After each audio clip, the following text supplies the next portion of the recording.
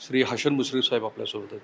हे जे काही चाललंय विशाळगड, नाही, आता विशाळगडवर की नाही अनेक वर्षापासून अतिक्रमणं आहेत आणि ती उच्च न्यायालयामध्ये आहेत. ओके, आणि उच्च न्यायालयामध्ये स्थगिती असल्यामुळं ती अतिक्रमणं काढण्यासाठी प्रशासन निकालाची वाट पाहत आहे.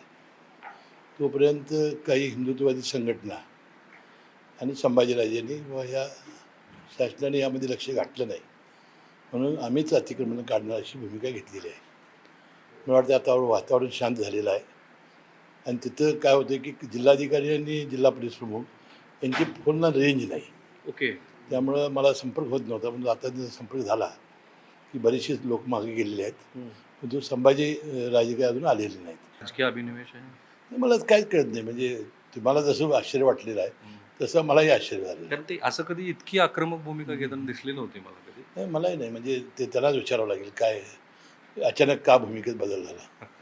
काल जेव्हा त्यांनी ही घोषणा केली त्यानंतर तुम्ही व्यक्तिशः काही संपर्क नाही, मी नाही सांगितलं. मुख्यमंत्र्यांशी बोलावं, उपमुख्यमंत्र्यांनी बोलावं अशी त्यांची भूमिका होती. आणि किती अतिक्रमण आहेत याची काही कल्पना तुम्हाला? नाही, अतिक्रमण किती आहेत काय माहिती नाही, पण केव्हापासून तुम्हाला झाली? त्यांनी सांगितलं बाबा ती जवळजवळ 75% अल्पसंख्याकाचे आणि 25-30% इतर समाज. इतर समाजाचे. पण त्यात घरच आहे, मस्जिद आहे, व्यावसायिक आस्थापना आहे. नाही नाही, व्यावसायिक आहेत ते, म्हणजे घरं वगैरे काहीतरी आहेत. विधानसभा निवडणुका समोर आहेत म्हणून असं काही सुरू आहे. नाही, आता ते काय मला मला हा माहिती काही नाही. लोडेड प्रश्न नाही आहे माझा. नाही, मला काही माहिती नाही त्यातली कशा पद्धतीनं हा प्रश्न उपस्थित झाला, छत्रपती संभाजीराजेंनी का याच्यामध्ये भूमिका घेतली, याबद्दल मी सुद्धा आश्चर्यचकित झालेलो आहे. Right. तुम्ही मिटिंग घेणार आहात.